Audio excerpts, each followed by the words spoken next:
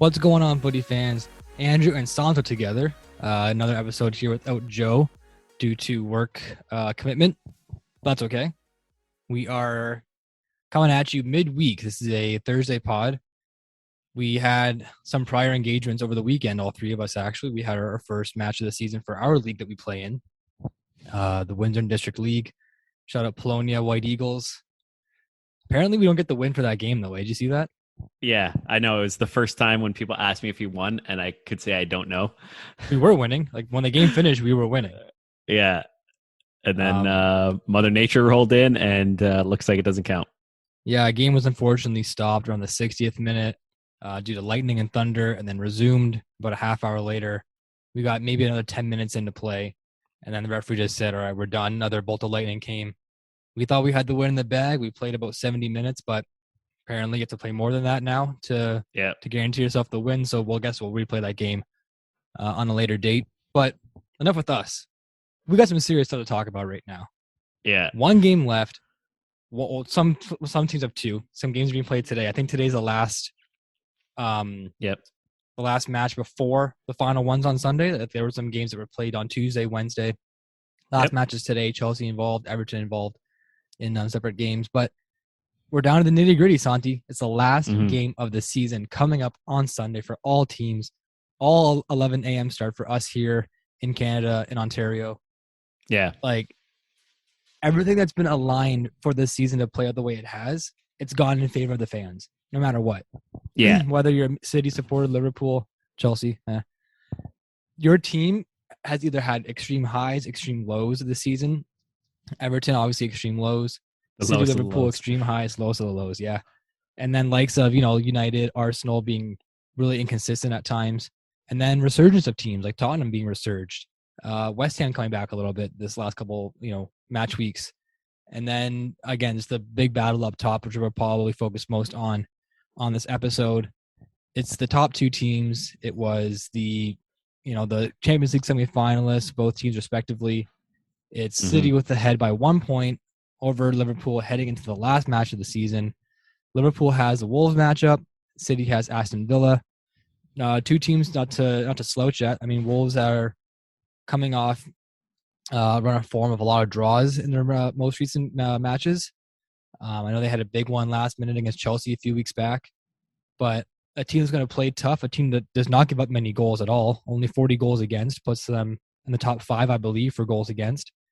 So I think Liverpool will have their work cut out for them. It's not going to be a cakewalk for them. And then the same thing as City, playing against Aston Villa, who's had a little bit of a slide recently, the loss and a draw in the last two matches. Gerrard, since he's been there, he did basically what he has to do by taking them out of the relegation zone and putting them into a competitive spot to be in the top 15 for the end of the season. But again, another team that's not going to give up, a team that's going to fight you and play you hard, and a team that has a lot to prove and look forward to for next season, I think. So, I mean, two big games, two huge matchups, obviously, with major implications, and I don't know who's going to pull ahead. This could literally swing either way for me. Yeah, it's I would put my money on Liverpool and City both winning these games, just with everything on the line. It is, Which I think, would clearly a little work bit in City's favor.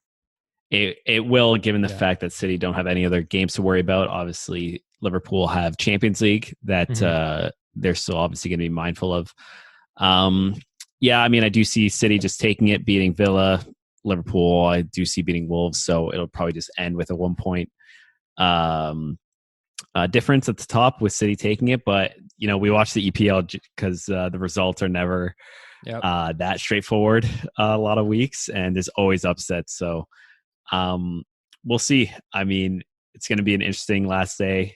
It was kind of similar to what happened, I think, in the 2018 season when it came down to the last day, and Man City were ahead of Liverpool, and just like that, they went behind to Brighton, and they came back and eventually won that game. But anything can happen on the last day, so it's going to be exciting. Yeah. Sorry about that. Yeah, for sure. And like we said before, I mean, City's been obviously the beneficiary of last match days of the season on a handful of times. The most epic one coming, 2014? Is that the big one? When When was it, 2015, Yeah, 2014? I can't recall the exact season, but yeah, the infamous QPR season. Yeah, we've seen tons of late drama for sure. And I think if I was to say one of these teams does have to lose, or one of these teams does have to have a draw, I think I would take City as the draw, maybe. Mm-hmm. Like I have full confidence in Liverpool right now. I mean, Yeah, they're just on such a high from the last, I mean, they haven't really had a downfall this season. They haven't really had a stretch of time where their form has been in question. I think they've yeah, obviously had a couple of matches here and there where they just didn't show up, and that was kind of like a one-off. But we've seen City at times where Pep doesn't get the right formation going, or he doesn't get the right choice of men for the starting 11, and they just don't click. mm-hmm. And he has to rely on substitutes. He has to rely on some late drama. In Liverpool's case, I think when they're healthy, which we'll get into, I don't know if they're going to be healthy for this match with Mo Salah picking up a knock in the FA Cup final against Chelsea. Mm-hmm. I think Joe Gomez also might not be fit for this match. But I think if they do have a healthy enough squad where, you know, Jurgen Klopp can put out his choice of lineup, I think they will guarantee themselves a win. They have more to play for. Obviously, they have to win no matter what. City can Mm-hmm. pull off a draw, and just hope for like another draw, and they would still obviously get the win for the season. But yeah, it obviously is a must win for both teams. But I think if there was any slight of drop points, I think it'd be on City's side. Yeah, and I mean it's kind of demoralizing for them being out of Champions League. Right. Them not winning the EPL would be disaster for their entire season. So it's going to be interesting. I kind of want to see Wolves and Villa score first in both games just to make it super exciting. Yep. And Gerrard's of all people is going to be the most pumped if he can pull something off and create an upset to make Liverpool win the title. Yeah, still at heart. So, he's bleeding red still at heart. Oh yeah, for Liverpool. Yeah, so everyone, if you want to catch last day action, tune in on Sunday and get ready for what's going to be the end of the EPL season. I know I might have to have like 3 or 4 TVs going somehow. I gave my dad my account for DAZN. I got to tell him not to log on so I can have as many accounts as I possibly can. Yeah, make them all running at your house. Yeah, I'm going to try. I think you can have maximum of 2, maybe 3. So I mean, I might have to do some crazy setup here and have at least 3 games on. Like I touched on though, Liverpool beating Chelsea, another epic final between Chelsea and Liverpool for this season. Carabao Cup was the one-off earlier in the year where it went to penalties. Chelsea lost. This time they go to FA Cup final. They go to penalties. Chelsea lost. Yeah, it's crushing for me. It's very upsetting, obviously, but at this point in the season, I would like to see a trophy from the team. But again, I'm just so focused on next year and just rebuilding this team and seeing what they can possibly do. I know the sale of the team is pretty much a said done deal. Yeah. Oh my god, I forget the guy's name now. Burry, is that his last name? I forget his name, but he's a American owner. He owns, I think, the LA Dodgers out in MLB, and had a lot of ties to other sporting events and sporting clubs. So he was actually in the stands for the match against Wolves where they drew like last minute, 95th minute, I believe. Wolves tied it up, and it was kind of funny to see his reaction in the crowd there. But it's good to see the manager, or it's good to see the owner, back in support of the club. I mean, Abramovich has not been there for months on end, as we know, for obvious reasons, but always having his presence in the crowd is pretty cool from Chelsea. So hopefully, it's going to swing in the right direction next year for them. They're sitting in 3rd place right now. They have a Champions League spot locked up thanks to the Arsenal defeat from a couple of weeks ago against Tottenham. And then the newest defeat against Newcastle kind of locked up that spot for Chelsea. They could drop down to 4th, I think, if they don't win these next 2 matches and Tottenham can pull ahead of them. But just knowing that they have Champions League locked up for next year is a good security blanket for them. I think they deserve to be in the top 4. I mean, again, they've had a pretty inconsistent run of form this year at times, but there's no doubt in my mind that they are a top 4 side. There was no question that they were ever going to slip out of that spot. For me, I know it did come down to the last couple of weeks of the season here to make it for sure. But I think just the name Chelsea, the players that they have, the talent around the team, for them to not be in a top 4 for Champions League would kind of be embarrassing. Yep. So to have that locked up, they have a match today against is it Leicester? No, not Leicester. They have a match today against Watford, sorry. And then they have a match today against Leicester. And then they finish off against Watford on Sunday. 2 gettable games for them. Seal the points up there. Clinch third place is a hope for Chelsea. Mm-hmm. And I mean, the 4th place, that's totally up for grabs again. I mean, we saw Arsenal come back and had that amazing recovery basically from around Christmas break up until now in a crazy run of form. And then arguably the most 2 untimely losses of all time. Probably, I would say so. Like, what are you doing, boys? Like, this is the one time you have to just lock it up, seal the deal. Yeah. And they've been outscored 4-0 in their last 2 matches. The biggest defeat coming against Tottenham on 2 match days ago. Match day 35. So match day 36. And then the last match against Newcastle, another 2-0 defeat. Like, what are you doing? Like, like that match against Tottenham was probably the most old school Arsenal match I've seen them play in a long time. Like, not even dating back to earlier this season when they were kind of in shambles, but like the way that they played against Tottenham was how they played it with Wenger, like in his last season there. Yeah. It was almost like they were like, I don't know what they were doing. They were all over the place. Tottenham was running rapid against them. Kane obviously doing his thing, Son doing his thing.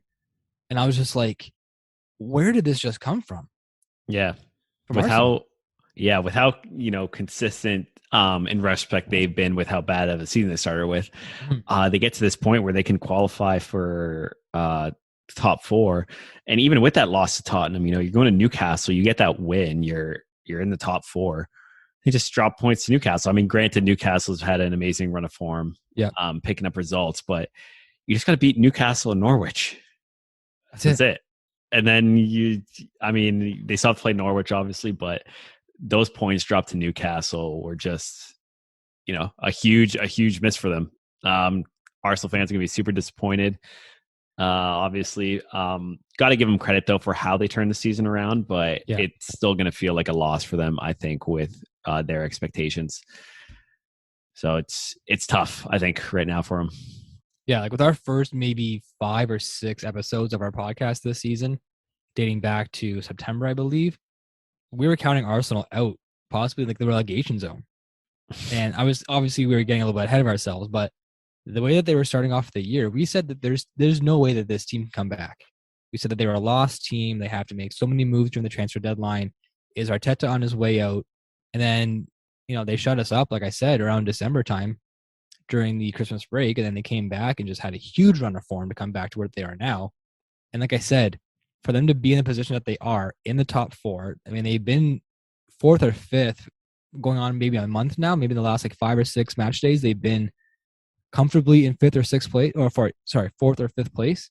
And then, when you have to, again, just shut it down and just play the way that you've been playing the last 3 or 4 months, to come out the way that they did against Spurs away, which is obviously tough, and then against Newcastle away, like, you just can't be doing that and get a draw somewhere, draw against Newcastle, draw against Spurs, but they just didn't show up. And coming down to the last match day of the season, they're 2 points behind Spurs now, sitting in 5th place. They have a game against Everton, who again have everything to play for.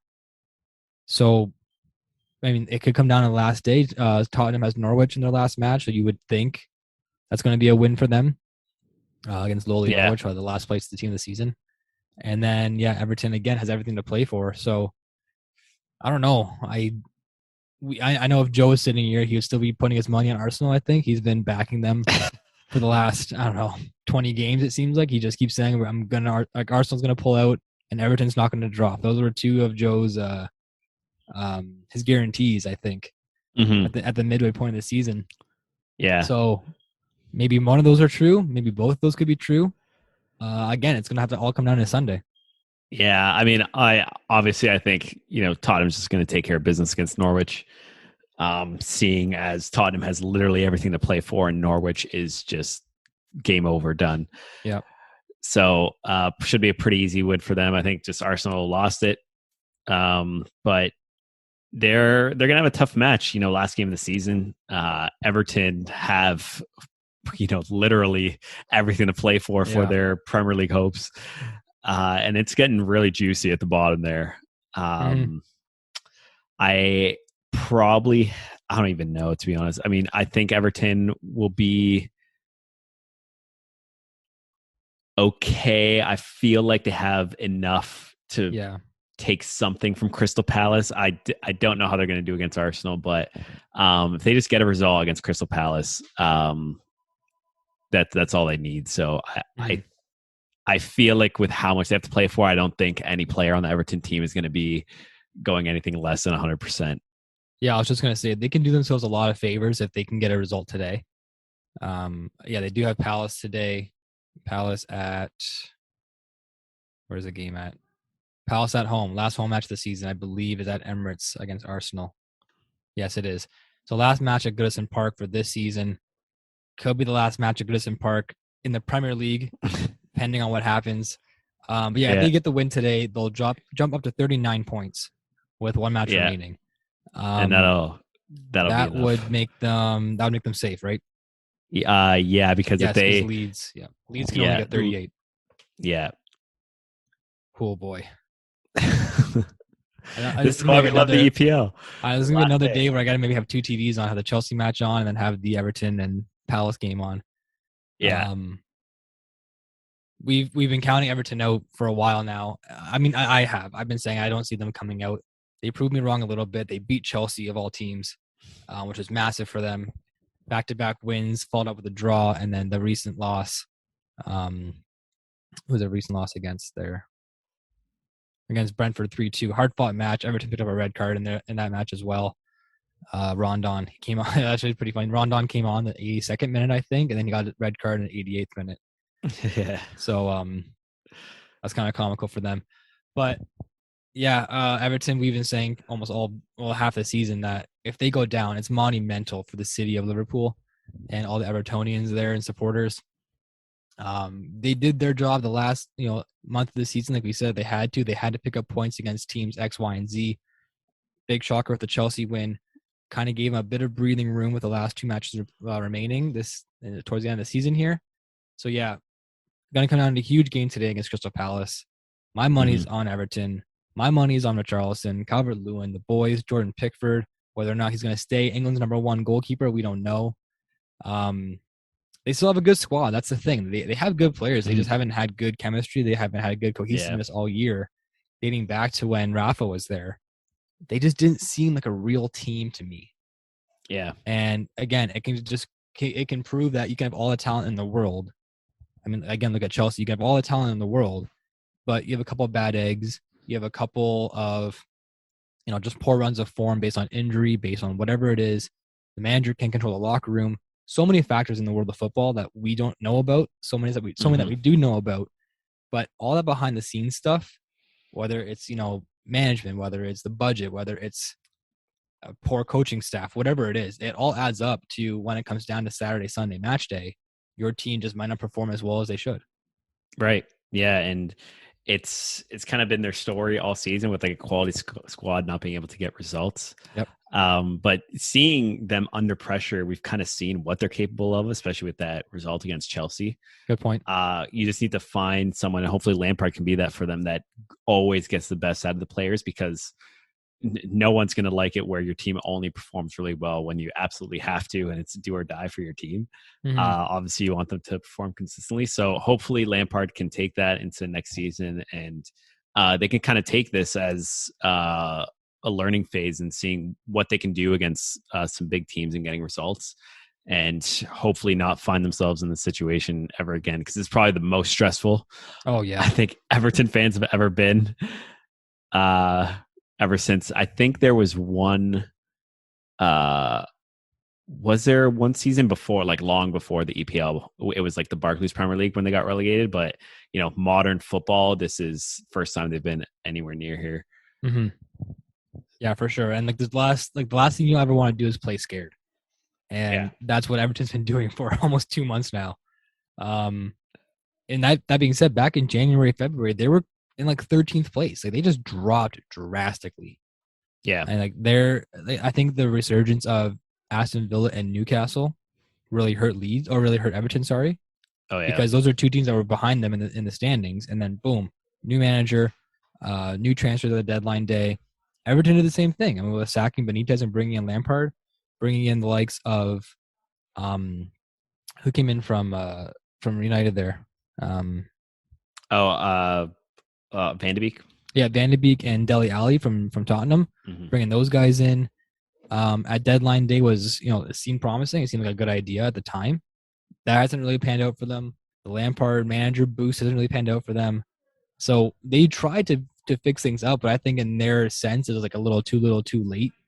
Maybe last year in the offseason, I know there's talks or there's rumbles of maybe Benitez leaving at the end of the 2021 year. So maybe that should have taken place and that should have happened, and that would have gave the new manager, whether it's Lampard, whether it's somebody else, give them the free reign to do whatever they want for the rest of the year, as opposed to getting in a panic mode in January or December, whenever it was, and having to just bite the bullet and say, okay, we lost the first half of the year, we got to come back this half even stronger. And in Everton's case, it just didn't work out for them. So we'll see if they can lock it up today against Crystal Palace. Again, huge match huge match to look forward to for Everton and Everton supporters. Just going back to the top of the table quickly, there's one little battle still remaining, and it's for the last Europa League spot between Man United and West Ham. Again, separated by only 2 points, one match remaining for each side. Man United has Crystal Palace on Sunday. Again, we just spoke about them with Everton. And West Ham has Brighton on Sunday as well. So, I mean, looking at it right now, I would think West Ham would have a better chance at winning, or getting an outright win against Brighton. Again, another side that doesn't allow many goals. They play you tough, but they don't really score much. Actually, they scored just 4 goals against United last match. But if you look at historically this season, Brighton's goal tally is few and far between. So I think West Ham, again, coming from behind, being 2 points behind United, have more to play for. They have less pressure, if that makes sense. Because whatever happens to them, they're going to have the Europa Conference League, whatever the hell that is. They'll have that locked up no matter what. But again, the further you go in the standings, the higher your place, the more chance you get to go into Europa League, Champions League, the more money you get for your side. So again, West Ham, I think, has more to play for in that regard, that they can jump up, whereas United is just trying to steady the boat, trying to steady the ship, get one last match done. They know what's going to happen to them next season. With Ten Hag coming into the side, they know they're going to have new players coming in because they're not afraid to spend money on the budget. But coming down the last match of the season, I don't have full confidence that United can get this win against Palace. No, I mean, you're Crystal Palace. I mean, if Crystal Palace shows up for any games, they show up against the big teams. I mean, how many times we talked about how many times they take points away from City? City especially. Yeah. It's going to be a tough game for Man U. I mean, they have everything to lose. Almost, it's they're in a spot where they're such a fragile team right now. And I think Crystal Palace is going to take it to them. And West Ham, they've had a really successful season by their standards. I mean, they started off super well, just being in the top 4 a little bit. After the table started rounding out, they've obviously dropped to 7th. But they're going to feel a lot less pressure than Man U and go into this game, believing they can win just with how they've been playing all season. So it's, I would definitely want to be a West Ham fan more than a Man U fan going into the last day. Agreed. Yeah. I think that could be the statement for all season for Man U fans. It won't be poetic if they don't win this match. Like it's almost like we're saying how the stars align for certain teams in a positive way. It's like the stars are aligning for United in a negative way. Like everything that could happen negatively this year for them has happened, where they're just not playing well, injuries, points dropped, just unlucky bounces, unlucky breaks. It's all not falling in United's way, which is kind of nice to see because it usually always does fall in their way. Yeah, so, for years and years. I mean, for my sake, it's like, okay, finally United's getting some karma due back to them for the Alex Ferguson days. But I don't know. I just if you're a United fan, you're not satisfied. You're not happy with how the season has played out at all. No. I mean, the expectations of Ronaldo coming back was massive. I think what did he sign the last week before the Matchday Yeah. 1, I believe. Like it was right at the end of this, right at the beginning of the season. Sorry, prior to the first kickoff. So yeah, that was obviously massive motivation for the whole side. And he's done his part. I mean, you can't blame him for anything, really. Yeah. Could he have done more? Sure. Yeah, he's been getting goals. Yeah. Could he have done more Obviously. for the side? Yeah, of course he could have. But I mean, you can't look at him and say, you can't point fingers at Ronaldo and say he didn't, give all his effort this season, or he wasn't the reason why United aren't fighting for a top four.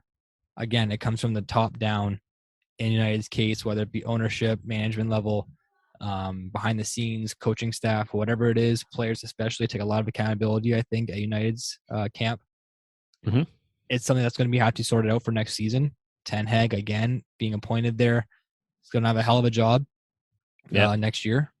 Hopefully he has the backing and support of all supporters and ownership to, let him run the team like he wants to run it. And we'll see if United can come back and be competitive, because we said it a million times. When United's good, when Arsenal's good, obviously Chelsea, Liverpool, City, when they're all playing their top level of football, it makes the EPL a must-watch league. I think it already is a must-watch league, but when the top clubs are playing at a top level, any match week of the season is a big one. Yeah, and that's what you want to see, right? When you have the Manchester derby, you want it to be like a serious derby where it's not, you have Man U, who's this massive underdog, and they're hoping for a draw. Yeah. I mean, all the old Man U guys are probably sick to their stomach hearing that, but they understand, because City's such a strong team and Man U is just not at that level yet. And it's the same with Arsenal. You want those games to be competitive. The rivalry between Man U and Arsenal, you're looking at back in the day when you have all these huge names and it's this huge game. And then now you have two teams that are invariably struggling to get Champions League. And this is, one of the games that used to be the first pick in everyone's calendar to watch. Yep. Right. So it'd be nice to see those days kind of come back when you have all these teams playing really well. You just want them to be consistent against teams that they should beat. If Man U goes and loses to Liverpool and City, but they're competitive, then you know what, fine. But you can't be dropping points to teams that are below the top 10. Yeah, because that's what really frustrates fans, right? Yeah, Brighton, Southampton, Brentford.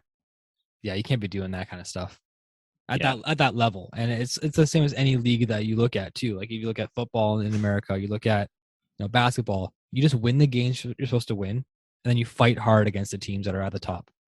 Yeah. And when you can't have that competitiveness and that consistency, like you just said, it takes the life out of the matches. It takes the life out of rivalries. Like you just made a good example in the early 2000s between United and Arsenal when they're going toe to toe for titles, and the likes of Wenger and Alex Ferguson and Giggs and Van Nistelrooy and Henry and Pires, all those guys, like just those were the glory days for us. That's what got us into the sport to watch.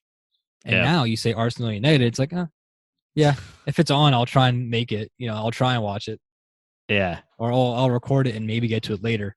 It's not a must watch anymore. No, I don't think so. There's two must watch sides right now in England, and that's the likes of City and Liverpool. And I think even going to next year, I know we're getting ahead of ourselves. We're not even sure how the season's wrapping up yet. But going to next year, I think those two teams will still be the top two. Yeah. I mean, it's got to be monumental stuff happening in the offseason. Well, we didn't even touch on Haaland going to City for next year too. Yeah. That's gonna bolster that offense. Holy shit. Yeah. As if they needed that guy. But I mean, just that signing right there shows that City is committing to next year. I'm sure Liverpool will do something in the offseason. They don't really have to make a big splash, in my opinion. I think maybe a defender to go along with Van Dijk. Just to have like a strong, consistent player there, because there's been so many guys in and out of the side between Kouyaté and Matip and Fabinho even going back there. So maybe someone else to go along him. But those two teams, man, they're just well-oiled machines that are just going to keep pumping. And it's only fitting that's going to come down to the last match week of the season. We've called it since day one almost. That's going to come down to the last week. We didn't know who the top two teams were going to be, maybe even top three at some point. But knowing that it's City and Liverpool, I think we all could have counted that as some guaranteed, the guaranteed 2 teams there for sure. Mm-hmm. And here we go. Let's gear up for it. 11 a.m. Sunday time. Mark your calendars. Put your alarms on. Get your TVs ready, your iPads, whatever you got, and try and watch as many games as possible at once. Yeah, it's gonna be exciting. And this is why we watch. It's really fun when it comes down to the last day, both at the top of the table and at the bottom. Yeah. It's never fun when you have, like the one season where City just like ran away with it and they clinched it with like 5 games left and the relegation was almost already decided. These are the seasons that we live for when we watch the EPL. So tune in if you can. Yeah, for sure. You'll definitely see some fans storming the field on both ends of the table. Oh yeah, maybe, you can maybe today. If Everton wins today, you're going to see fans on the field at Goodison Park. Oh, 100%. I was going to say, if Everton wins, you can put your money on it. I mean, disclaimer, don't gamble. I mean, hey, it's legal now in Canada. We can go for it. Yeah. We can bet on games. If any of the sporting betting sites want to get on our bandwagon here, hop on the Footy Fans podcast. We will endorse your gambling website. Yeah, with I think who Southampton? It's Bet365. I think so. Yeah, or is it someone else? But whatever. At Everton, fans are going to be storming the field if they get that win today. I mean, just in relief of being able to stay in the Premier League for another season. Yeah, for sure. Predictions for the last match week, because this is the last time we're going to talk until our season wrap. Yeah, I mean, I think City's going to get a win. I think Liverpool's going to get a win. I think City's just going to take it kind of straightforward for both of them. For the bottom, it's a little trickier. I know. I'm going to say Burnley's going to lose to Villa today. This Everton Crystal Palace game for me is honestly a coin flip. I mean, Crystal Palace are just, they are who they are. I mean, it depends what Crystal Palace team shows up. Unbeaten in 4 matches. I'm going to take Everton on a win against them just because of how much they're going to play for and being at home. And I'm going to say Everton are going to clinch it today. And I think it'll be Burnley to eventually go down with the other 2 teams this season. Mm-hmm. Yeah, with them firing Sean Dyche only about a month ago, maybe 6 or 7 games left, we kind of thought this was the end of Burnley. We're going to write them off a little bit. But the caretaker in place, I think he's just an assistant coach taking over. He's done a good job. I mean, he had Burnley playing pretty well. I think 3 wins on the hop after being appointed. And then the last 2 match weeks, though, unfortunate losses. Sorry, they do have 2 games remaining, like you just said. Match today against Villa, right, Santi? Mm-hmm. Yeah. Villa. So, I mean, again, Villa with the last game of the season going against Tottenham, going against Man City, they might already be looking forward to that game, and they maybe could take this game off. Who knows? It could be a toss-up. I can see Burnley maybe drawing this match. Today against Villa, and then still having a fighting chance come Sunday. This match is at Villa Park today, and then their match would be at matches at home at Turf Moor on Sunday. So, I mean, if they can pull off a draw today at Villa Park, that'd be a great result for them going to last match week. I do think, I think due to Leeds' awful run of form recently, I think Leeds is going to drop. I think Burnley will get a draw today. They'll go level on points with Leeds going into the final match day of the season. Leeds has a matchup against, where are they here? Against Brentford. So I'm taking Christian Eriksen and Brentford. Yep. Okay. That's my pick. Brentford is going to beat Leeds on Sunday.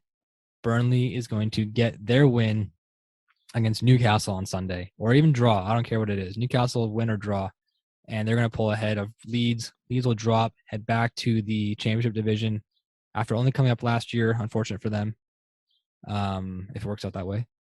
Yeah. And I think, my heart wants to say that Liverpool does get the win and City gets the draw. I know I said that earlier as kind of my prediction, but I do honestly think they are both going to win most likely. But I would like to see a Liverpool win and a City draw, and Liverpool claim the title this season. That's just my own opinion, my own 2 cents. Yeah, we'll see what happens come Sunday. And Tottenham's going to stay top 4. Yeah, I think so too. Whew. What a climb back from Antonio Conte getting appointed there. Oh yeah, huge for them. Hell of a job. All right, we all good, Santi? We're good. All right, I want to thank everyone for watching, everyone for listening. This one will be up on YouTube and get the video version of this. Get the audio version on Anchor. I should give Anchor a shout out. They're our podcast distributor. They put everything on Spotify, iTunes. I mean, there's like a Google podcast platform as well. So you can get everything there. This will be our last podcast before the end of the season. We will have a full season wrap up, maybe Sunday night, maybe Monday next week. Something like that. Have to let it soak in a little bit. Have to get all the storylines figured out. But we'll definitely have a whole season wrap with Joe in attendance coming at you next week. Good? Yeah. All right. I want to thank all for watching and listening. As always, we will tune in next week after all the week's action. See you, everyone. Cheers.